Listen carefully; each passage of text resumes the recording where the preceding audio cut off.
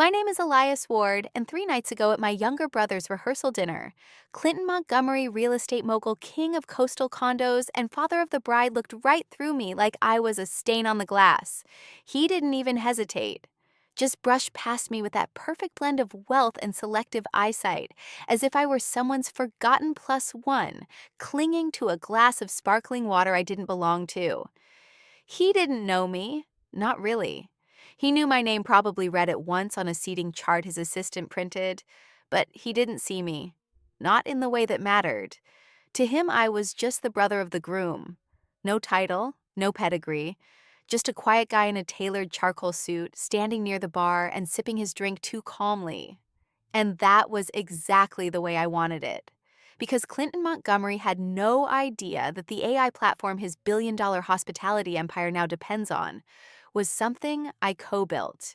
No clue that while he's been tossing out acquisition offers like wedding confetti, the undervalued startup he's been chasing for the past 6 months belongs half of it anyway to the man he just snubbed. It was almost funny. I stood there watching him laugh with the CFO of some mortgage syndicate spinning a cigar between his fingers, like a Bond villain who signs contracts in scotch. He had no idea I was the reason his hotels hadn't collapsed under their own weight during Q1, or that I personally declined his latest offer just last week. But that's the thing about people like him, they see what they want to see. And what they don't see, they dismiss. He didn't see the late nights, the busted laptops, the fact that I raised my brother like a father, not a sibling. He didn't see the years I spent sleeping 4 hours a night working 2 jobs just to make sure Darren didn't have to quit school after our dad died.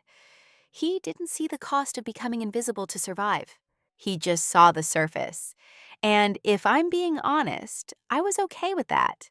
Because in a few minutes, they were going to call my name. Not for a toast I volunteered for, mind you. I wasn't even on the speaker list. But someone, maybe my brother, maybe one of Chloe's cousins with a flair for drama, added my name without asking. So now I was next. I could have said no. Could have walked out that side door, called an Uber, and left Clinton Montgomery to enjoy his overpriced wine without ever knowing the truth. But I didn't, because the truth, sometimes it deserves to be heard. I didn't need revenge. I wasn't bitter. I had nothing to prove to him. But I did want one thing: for Clinton to hear my story before he decided what I was worth. And maybe, just maybe, I wanted him to feel what it's like to underestimate the wrong person. Because when I introduced myself at that mic, when I looked across that glimmering reception hall and said I'm Elias Ward, Darren's brother, and also the co-founder of the software that powers over 300 hospitality companies across this country, his wine glass didn't quite make it back to the table. His hand froze halfway, the suit shifted, the confidence flickered. And I just smiled. Because people like Clinton think power is loud. They think it wears Rolexes and announces itself in private jets and champagne towers.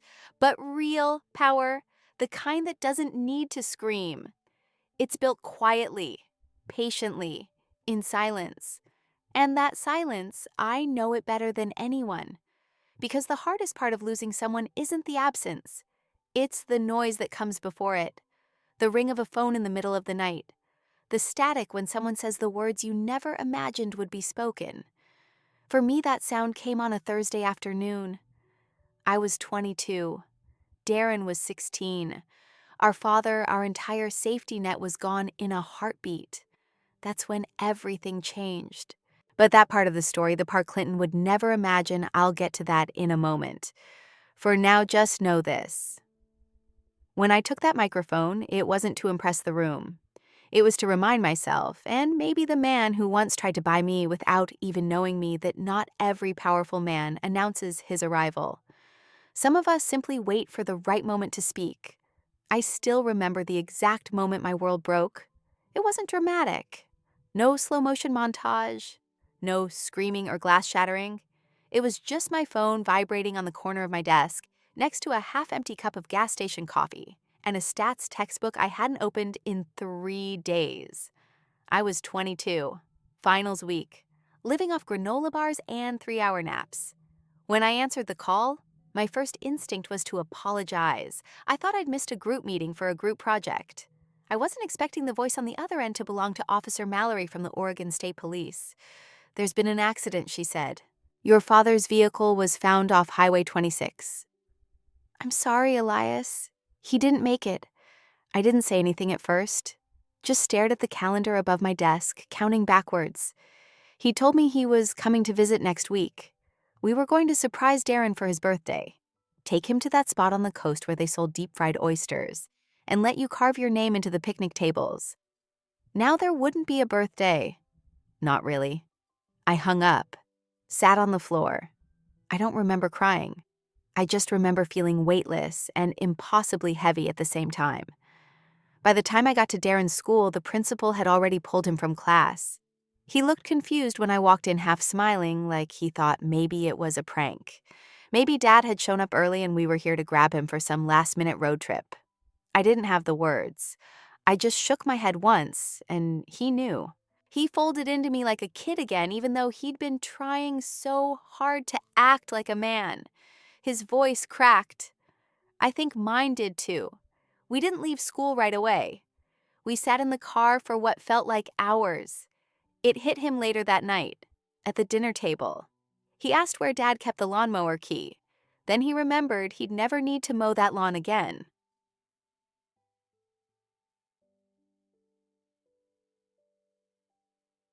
We had no mother to call. She'd left years earlier, some dramatic reinvention story she told herself to justify disappearing. She sent cards on Christmas, sometimes a gift card to Target. But she was gone in every way that counted. It was just us. Two names on a will that didn't exist. Two dependents, no dependents left to lean on. We drove back to the house we grew up in. I'd expected warmth, some echo of Dad still clinging to the furniture. Instead, it felt empty, like a shell, like the soul of the place had left the moment he did. The funeral was fast, a closed casket. Some cousins showed up. One uncle made a speech about resilience. Then they all left just like that. What came after wasn't grief.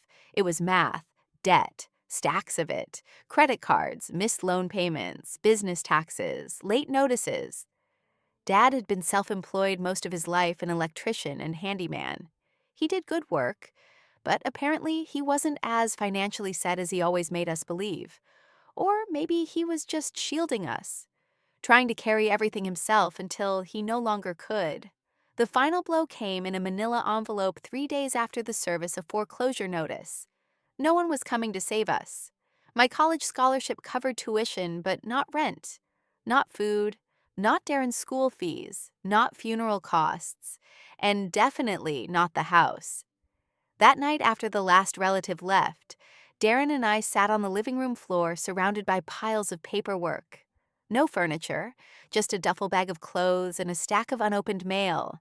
He looked at me, eyes red and raw, and said, "What do we do now?" I didn't have the perfect answer, but I had something better than that. I had a decision. "We move forward," I told him, "one step at a time."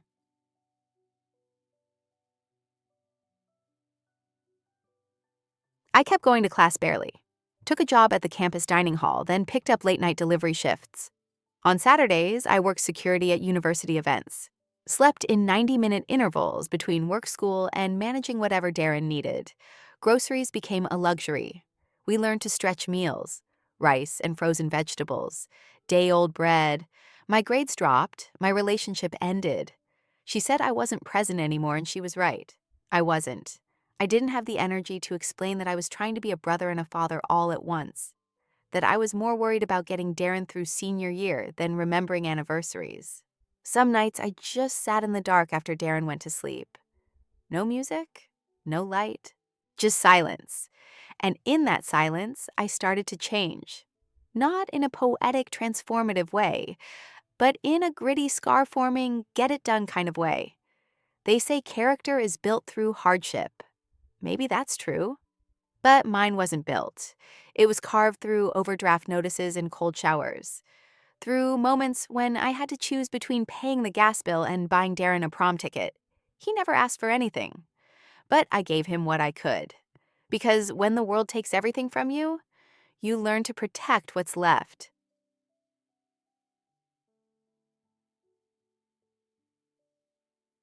I didn't walk at graduation.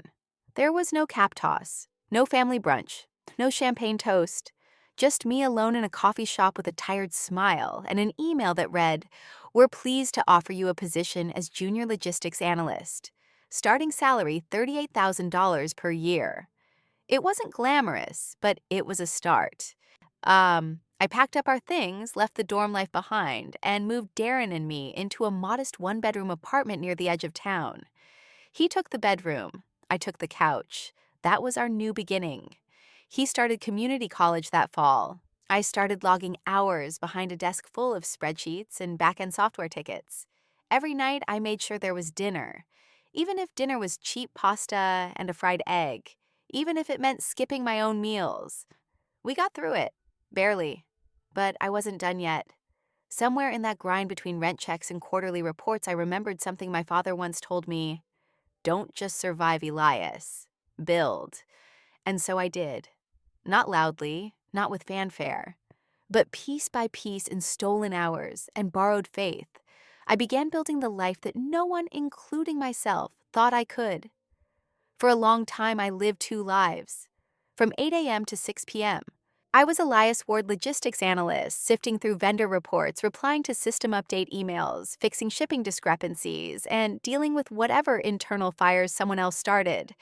It wasn't thrilling work, but it paid. Steady paycheck, health insurance, a place to exhale.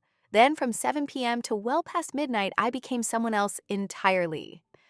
After I washed the dishes and helped Darren review biology notes after he went to sleep, I would open my laptop on the chipped coffee table and dive headfirst into code. I had no startup vision, no flashy pitch deck, just a hunger I couldn't turn off. I started small free online courses, YouTube tutorials, community forums. I taught myself Python, then SQL, then dabbled in data automation. I didn't have a mentor. No one reviewed my code.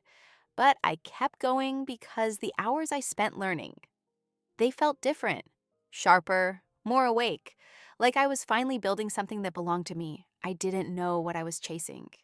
Not at first, but I knew I couldn't spend the rest of my life just balancing someone else's ledgers. I wanted freedom not in the dramatic sense, but in the practical one. Freedom from choosing between gas and groceries. Freedom from counting every cent. Freedom to look Darren in the eye and say, "We're going to be okay," and know it was true. That's when Mira Yu entered the picture again.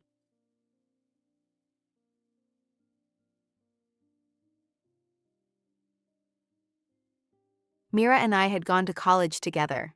She'd been 2 years ahead of me, brilliant, sarcastic, fiercely impatient with inefficiency. While I was grinding my way through logistics work, she'd already bounced through 2 tech startups, both of which flamed out because of bad leadership. We reconnected by accident. She'd commented on a thread I posted in a back-end automation forum, recognized my username and messaged me. "Didn't expect to find you here. You still good with process flow logic? Depends." Am I about to be talked into something insane? Yes, but it'll be ours. The ours turned out to be a prototype she was building with another former classmate, Jonas Lee, a lightweight AI tool designed to help medium-sized businesses automate their internal operations inventory, alerts, supplier tracking, invoice, matching client churn prediction. It was rough, ugly code, broken UX. Half the features didn't work, but it had something rare potential. Jonas handled product. Mira was the systems architect.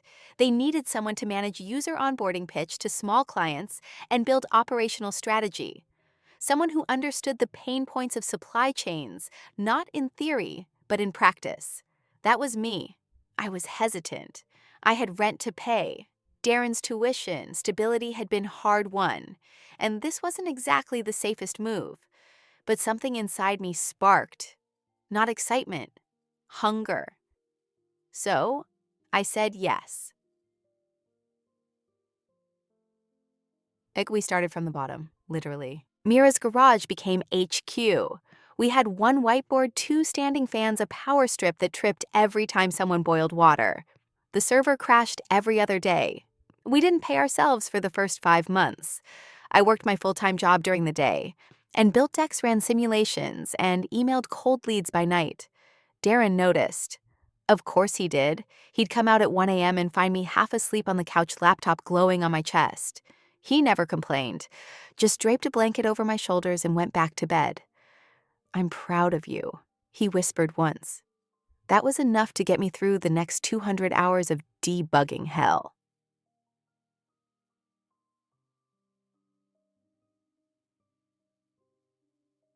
Our first client was a local pet food distributor in Eugene. Their back end was a disaster spreadsheets from 2007 mismatched invoices and a warehouse manager who kept everything in his head. We offered them a free 60-day trial. I spent 2 weeks personally integrating our system into their flow. They cut their processing time by 35%. Their CFO emailed me directly, "Whatever this is, don't stop building it." Word got around. A boutique wine label picked us up next, then a high-end furniture importer.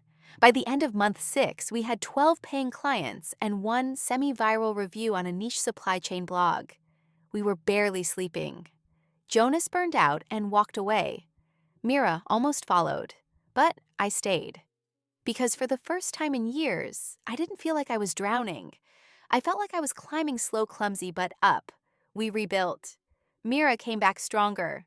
I revised the user onboarding, automated 3 internal processes, and built a troubleshooting portal, so we wouldn't keep waking up to 3 a.m. support tickets. We got lean, focused. By the end of our first year, we had recurring revenue, a beta waitlist, and 5 new corporate clients. Still, I kept my day job. Why? Because I knew what it felt like to have nothing. And I swore I'd never put Darren or myself back in that place. So I lived modestly, saved everything I could, declined flashy investor meetings that would have meant giving up control. I wasn't building something to flip. I was building something to last, something that would still be standing even if the world around it collapsed. Eventually, we rebranded the company as GlimmerPath, a name that meant almost nothing to outsiders but meant everything to us. Because sometimes when you're lost in the dark, you don't need a lighthouse. You just need a glimmer and a path. Our software became that for small companies all across the country. Silent, reliable, invisible in the best way, like oxygen. And even as our name started appearing in tech reviews and procurement webinars, I stayed quiet. No interviews, no podcasts. I let Mira do the press. She loved it. I didn't need it. Because people like me, we don't chase the mic. We wait for the moment we're handed one. And that moment, it came at Darren's wedding. It was a Tuesday evening, and I'd just come home from back-to-back meetings when my phone buzzed with Darren's name. I was still in my work clothes reheating leftover curry when I picked up.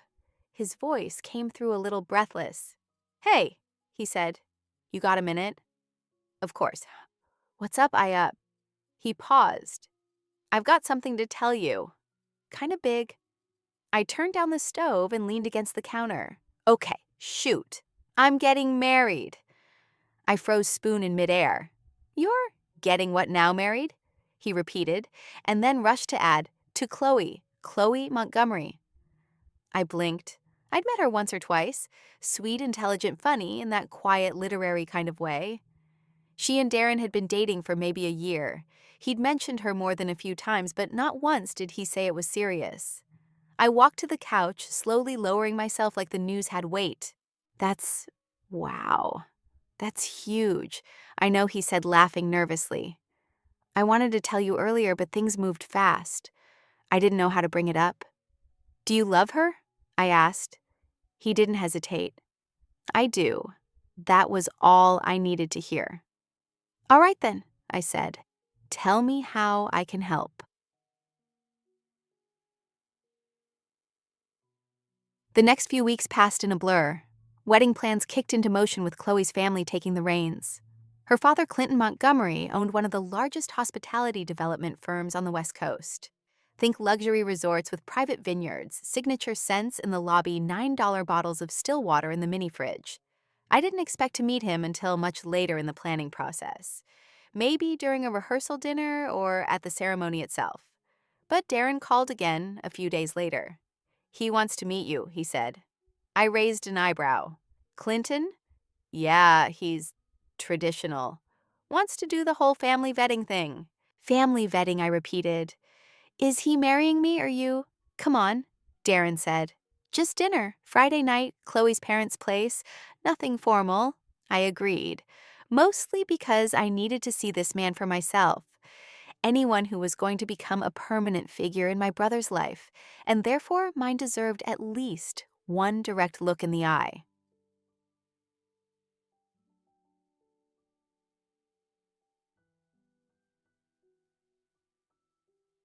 Their home was exactly what I expected. A three-level modern estate nestled in the Sonoma Hills, all-glass walls and polished concrete, a Range Rover in the driveway, classical music drifting from somewhere inside. I showed up 15 minutes early, a bottle of Oregon Pinot in one hand and a very open mind in the other. Clinton Montgomery opened the door himself. He was taller than I expected, impeccably groomed, crisp blue shirt, no tie, smile like it had been professionally calibrated, just enough warmth to be polite, not enough to invite familiarity. "Elias," he said, extending a hand. "Thanks for coming." "Thank you for having me," I replied, matching his grip, firm but not eager. He stepped aside, letting me in without much more than a cursory glance. Dinner was pleasant. Chloe's mother, Marianne, was gracious and easygoing. Chloe herself was luminous in the way people are when they know they're loved.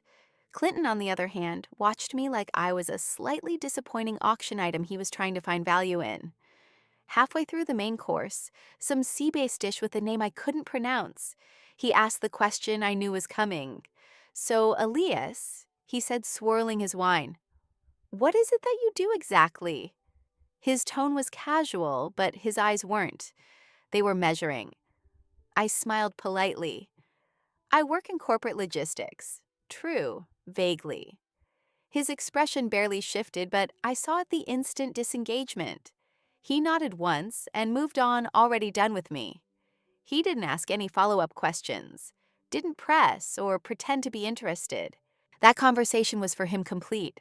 To him, I was now filed under non-factor. That should have stung. It didn't, because I'd met 100 Clintons before. Men who saw the world in spreadsheets and surnames, who only respected what they could purchase, name, or add to their portfolio. And while Clinton was impressive on paper, worth hundreds of millions, owner of real estate from Los Angeles to Hong Kong, he was also predictable. He didn't see people. He saw profiles. That was his flaw. And in my case, it was going to be his mistake. Later that night, while Chloe and her mother debated centerpiece colors, Darren and I stepped outside to the patio. He leaned on the railing, glass of wine in hand. "So, what did you think?" I looked at him. "You love her." He nodded. "Completely. And she makes you better every day." "Then, I'm all in," I said, "no matter who her father is." He laughed, clearly relieved. "He can be a lot, I know." "He doesn't scare me," I replied. "He doesn't even see me." Darren gave me a look. "That'll change."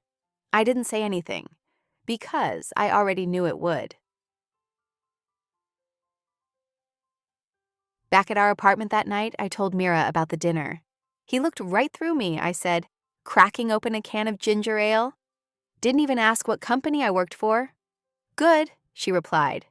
"That means when you take the mic, it'll hit harder." "The mic," she grinned. "You know they're gonna ask you to speak. You're the brother. The speech is inevitable." "I doubt it," I said. "I don't," she replied, "because people like Clinton always think they've read the whole story by chapter 1. They never expect the quiet ones to write the ending." I didn't know if she was right, but I hoped she was, because something in me had started to stir. Not bitterness, not even pride, just readiness. If the moment came, I would meet it. Not to impress Clinton Montgomery, but to remind him and everyone else at that table that not all worth announces itself at the door. Some worth waits, and when it speaks, it changes the room. I hadn't planned on speaking.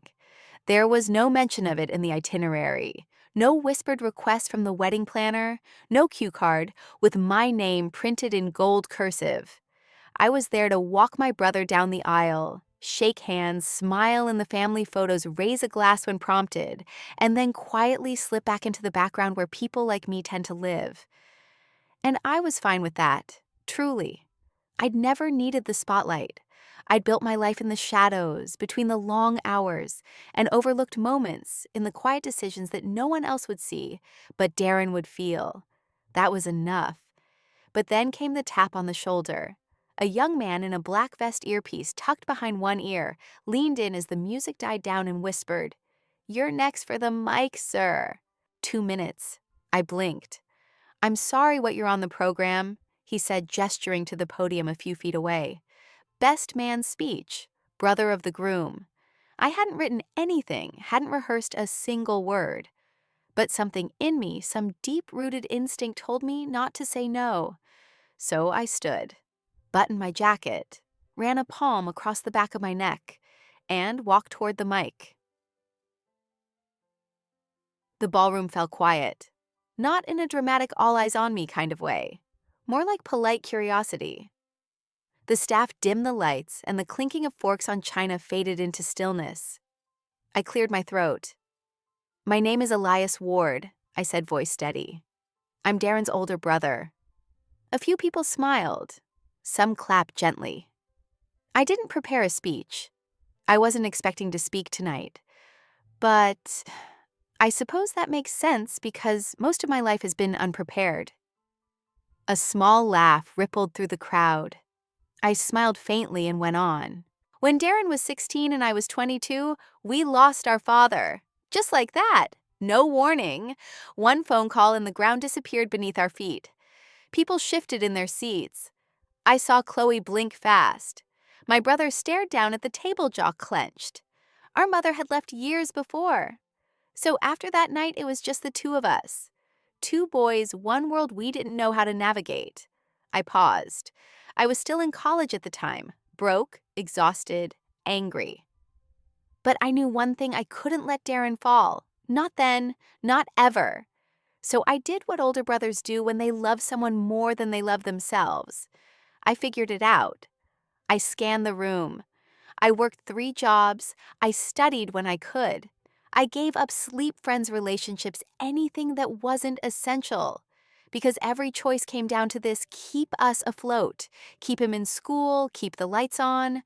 The room was silent now. Even Clinton Montgomery had turned fully toward me, expression unreadable. I didn't say all that to earn sympathy. I say it because Darren isn't just my brother. He's the reason I never gave up. Every time I wanted to quit, I remembered that he needed me to stay standing. I turned toward Darren and Chloe. "And then he met you," I said softly. "Chloe, you lit something in him I haven't seen since we were kids. Not just happiness, hope. You brought back the version of my brother that laughed without guilt. And that is a gift I can never repay." I looked back at the crowd. I also want to share one other thing. Because while I was helping raise Darren, I was also quietly building something else. A flicker of surprise crossed a few faces. Years ago, with a few friends and some borrowed code, we started building a software platform. It was clunky, ugly, unfunded, but we believed in it. People leaned in. Today, that platform supports back-end systems for over 300 companies across the country, including, ironically, some of the hotels owned by a certain Mr. Montgomery. The room let out a collective breath. I didn't gloat, didn't smirk. I simply let the truth land. "I'm not telling you this for applause," I added, "but to make a point that sometimes the most meaningful work happens quietly, behind the scenes, while no one's looking." I turned back to Darren and Chloe. "You two have something rare. A partnership built not just on love, but on respect, steadiness, and shared dreams. And I couldn't be prouder to see the man Darren has become, and the life you're starting together." I raised my glass. "To the Wards and the Montgomerys, may your future be bright, and may you always remember that the quietest strength is often the deepest." I stepped back from the mic as the room burst into applause, But even in that moment, hands clapping glasses, raised eyes, watching, I didn't bask in it. I looked straight at Clinton. And that's when I saw it. His expression had changed. No longer dismissive, no longer distracted. He was studying me now, really seeing me for the first time. And I knew what he was thinking. He was wondering how he missed it.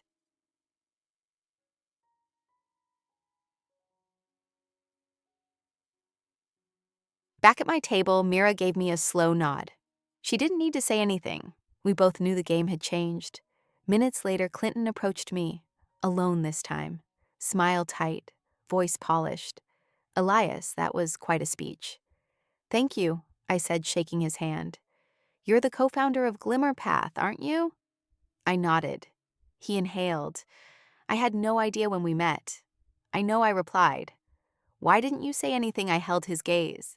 "Because I wanted you to meet me first. Not the resume, not the valuation, just me." He didn't reply at first, just nodded slowly and said, "Well played." Then he turned and walked away. That was enough for me. After the speech, everything moved in slow motion. People clapped. Of course, some stood. Others nodded politely, a few with tearful eyes. The staff refilled wine glasses. Dessert plates were cleared. But the atmosphere in the room had shifted almost imperceptibly. Conversations now paused when I walked by. Strangers glanced a little longer. People introduced themselves with a new tone, warm, curious, respectful. Funny what a microphone can do. But I wasn't thinking about any of that.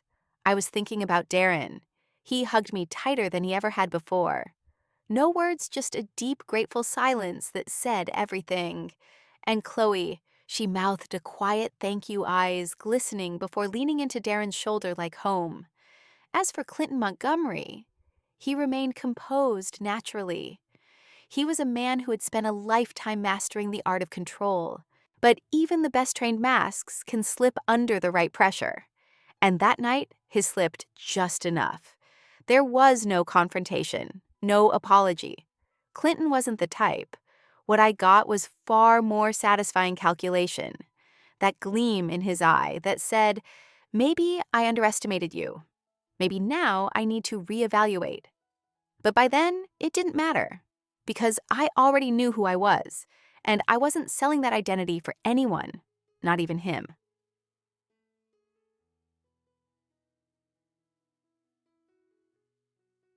In the weeks that followed, a formal offer came through. Not directly from Clinton, of course, he had too much pride for that. It came from his firm's acquisition team, disguised as a strategic partnership proposal. The numbers were generous, 7 figures up front, equity retention bonuses, relocation packages. It would have changed most people's lives, but not mine, because for the first time in over a decade, my life didn't need changing. I had stability, purpose, freedom. I had built something real, something lasting, and I wasn't going to trade it for a signature and a temporary seat at someone else's table. So, I declined, formally, respectfully, firmly. Our legal team sent the rejection, and I added a single note at the bottom, "Thank you for your interest in Glimmer Path. We believe in mutual respect and in partnerships built on aligned values, not just valuation metrics." No hard feelings, just clarity. Clinton never responded directly. But about 3 weeks later, his company officially became a licensed client. Same system, same price as everyone else, no special treatment. And when his customer success team submitted a support ticket through our portal, I was the one who personally closed it. Promptly, professionally. No emotion, just business.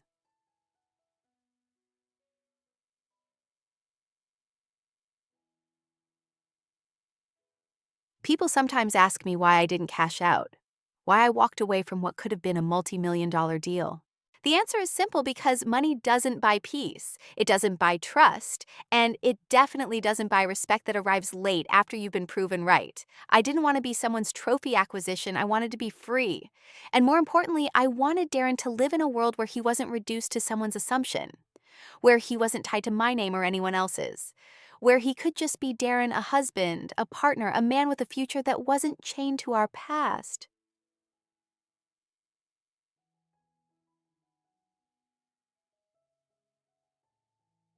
Over time, Clinton softened at least a little. He never apologized outright, but he started showing up differently. He asked real questions. He listened more. When Darren and Chloe hosted a holiday brunch, Clinton pulled me aside to talk about workflow integrations, real talk, not power play. We were never friends, but we found a kind of truce, and that was enough because I didn't need him to change. I just needed to know he could. Um, as for Darren, he flourished. Marriage suited him. He smiled more, laughed louder. He still called me weekly, even when there wasn't anything urgent. Just to chat, to ask about Glimmer Path, to share something funny Chloe said, or to send me a picture of the bookshelf they finally assembled together, crooked and perfect. Chloe started a garden, taught weekend pottery classes at a community center. Darren supported her with quiet devotion the way someone does when they've known loss and choose love anyway. That's what I'd wanted all along. Not revenge, not attention, just proof that all the sacrifices meant something. That all those nights eating canned soup and skipping birthdays weren't just survival. They were the foundation of something beautiful.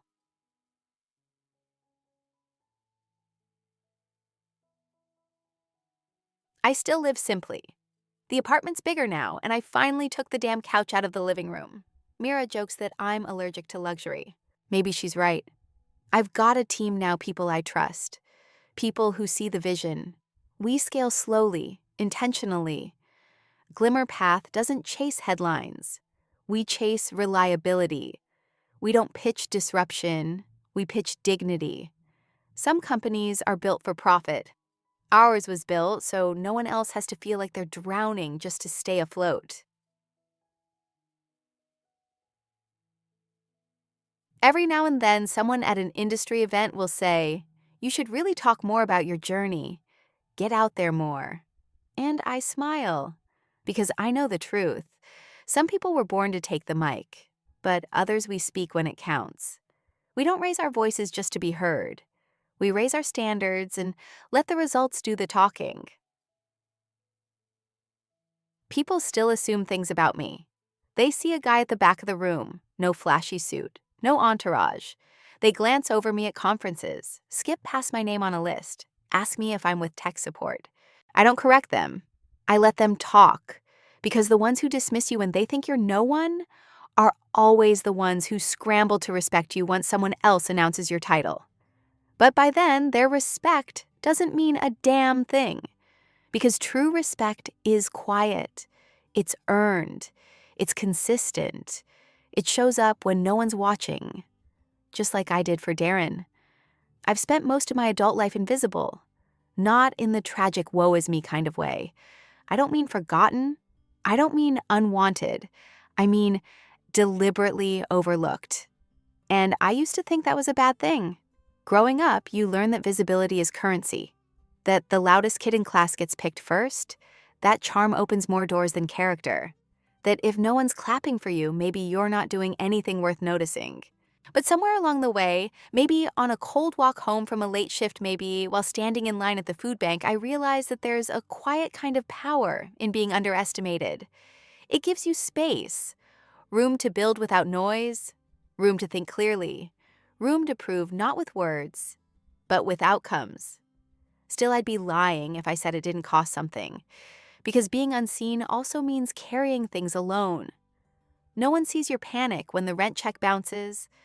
No one sees you say no to dinner with friends because you need that $12 for groceries. No one sees you crying into your steering wheel after getting denied for a credit card you didn't even want, just needed for flexibility. They only see the results, the apartment, the team, the business name on a blog. They don't see the version of you who begged the washing machine to make it one more month. Or the version of you who chose ramen 5 nights in a row so your brother could buy a second-hand suit for homecoming. And maybe they don't need to. But you never forget.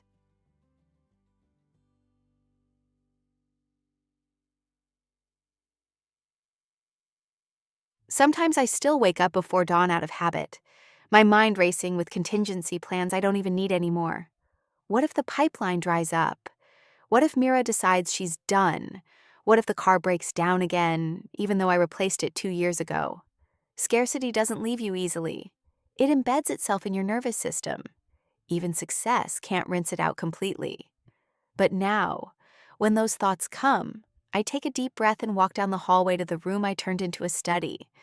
I make coffee in a machine that actually works. I turn on the lights and sit at a desk I didn't have to build from Craigslist scraps. And I remind myself we're okay now. Darren is okay. That's all I ever wanted. He came over last Sunday, just him, no Chloe this time. She had a book club meeting or something about macrame I didn't ask. We sat on my balcony with a couple of beers watching the sun dip behind the skyline. He looked older, not in a bad way, just more grounded, like he'd finally settled into his own skin. "You ever think about taking a break?" he asked. I smirked. "You trying to fire me?" Just saying. He laughed. "You've been going hard for 15 years straight." I took a sip. "I don't think I know how to rest." He nodded, then looked down at his hands. "You know," he said after a pause, "I never told you this.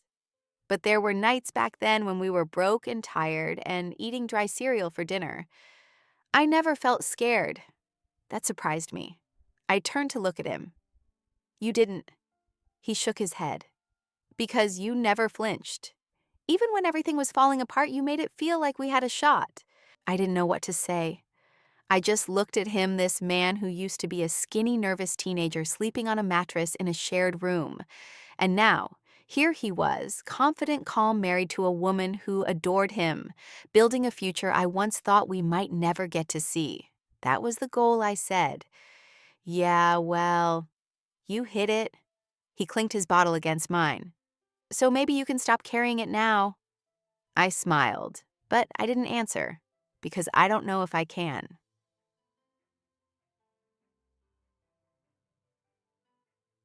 That's the strange part about survival. When you finally reach the place you were crawling toward for so long, when the air is clean and the lights are steady and no one's threatening to turn off your water, some part of you still waits for the floor to collapse. Some part of you still doesn't trust the peace.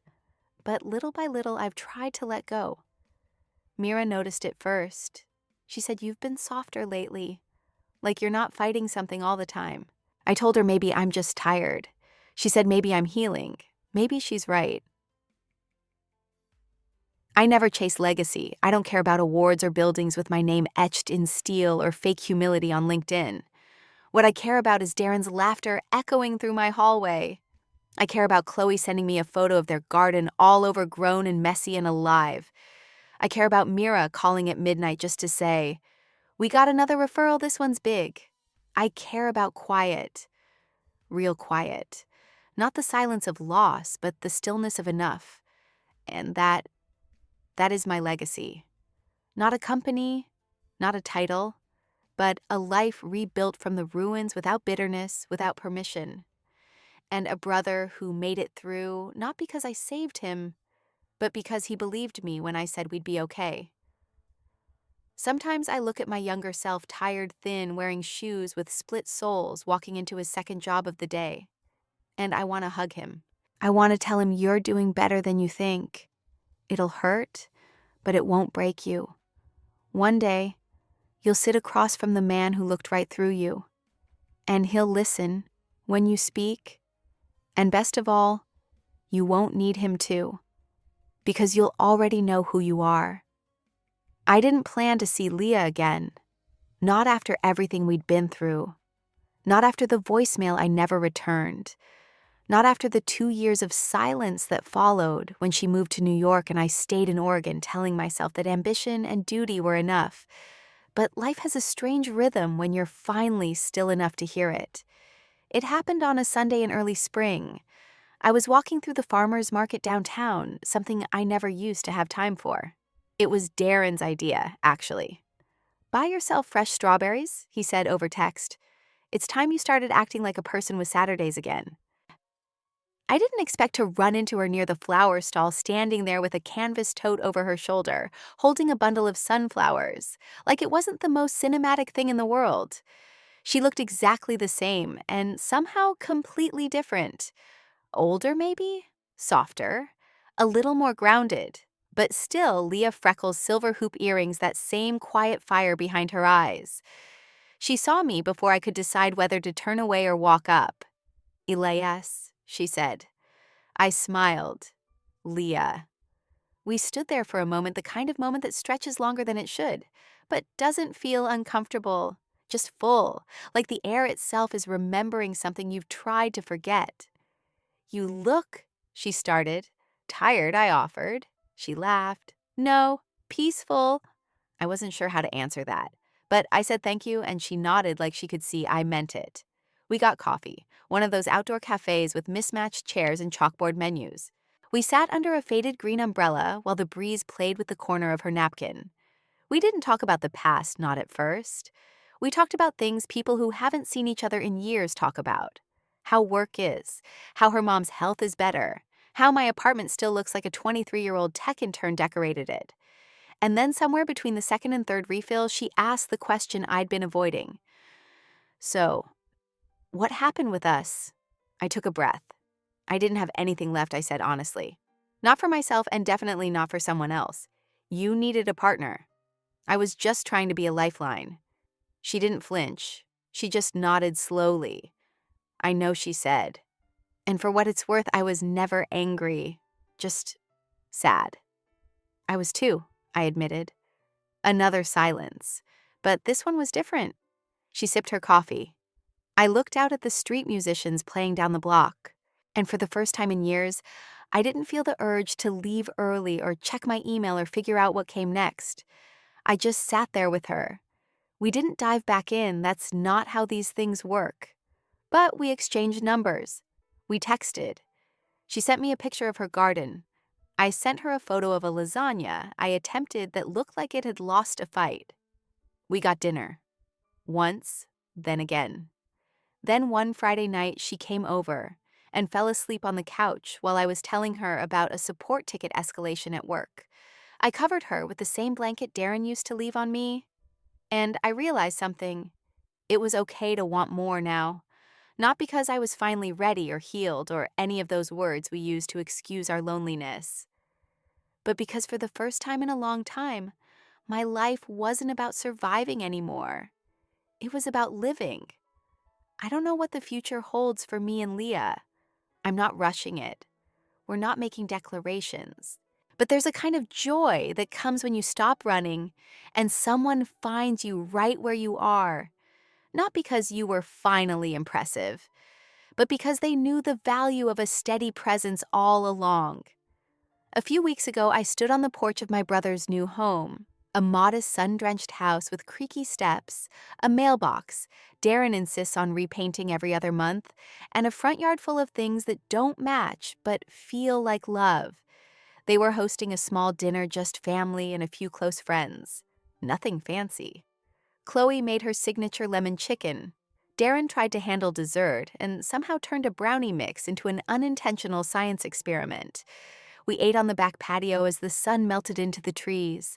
Laughter rolled through the yard like music. The kind that isn't loud, just full. The kind you only hear when everyone at the table knows they're safe. At some point, Darren slipped away and came back holding a dusty old shoebox. He handed it to me without a word. I opened it slowly. Inside were scraps of our old life photos, letters, a high school award Darren once won for most dependable, the receipt from the first rent check I paid on that one-bedroom apartment all those years ago. And then a faded drawing. Crayon on printer paper. Two stick figures standing beside a lopsided house. One taller with glasses, one smaller holding a soccer ball. Above them, written in uneven 12-year-old handwriting, me and Eli. We're gonna be okay. I stared at it for a long time. Not because it was sad, but because it was true. We were okay, more than okay. I used to think legacy was something you built out of concrete, that it had to be loud, big, public. But now I know the truth. Legacy is the feeling people carry when you leave the room. It's the safety in someone's laugh. The fact that Darren never once questioned if he was loved. The calm Mira feels when she sees my name on the shared calendar. The way Leah leans her head on my shoulder now without asking if I'm too busy to notice. It's not in the buildings, it's in the moments, the thousands of quiet choices that shape someone's world even when they don't realize it. And for all the things I've built, the thing I'm proudest of is that these days I'm not chasing anything, not funding rounds, not headlines, not redemption. There's peace in that. Because the life I wanted, the one I thought I'd have to earn by burning myself to the ground, I already have it. It's not perfect, but it's mine. And I didn't have to sell a piece of myself to get here. I just had to keep showing up, tired, uncertain, invisible sometimes, but still showing up. And somewhere along the way, the world started seeing me. But by then, I no longer needed them to. Every now and then, I still get invitations, panels, keynotes. Tell us your founder story. I say no more than I say yes. Because my story, it's still unfolding. Not in spotlights or press releases, but in Saturday mornings, in shared coffee, in answered phone calls, in not flinching when things go quiet. That to me is success. If you've ever felt unseen, if you've ever been overlooked, dismissed, ignored, let me tell you something I wish someone had told me. You're not invisible. They just haven't caught up to your value yet. Let them. In the meantime, build. Build quietly. Build with love. Build with grit and grace and no expectation of applause. And when the moment comes, when the mic gets passed to you, even if by accident, speak. Not to impress them, but to remind yourself that you were always worth hearing, even when no one was listening.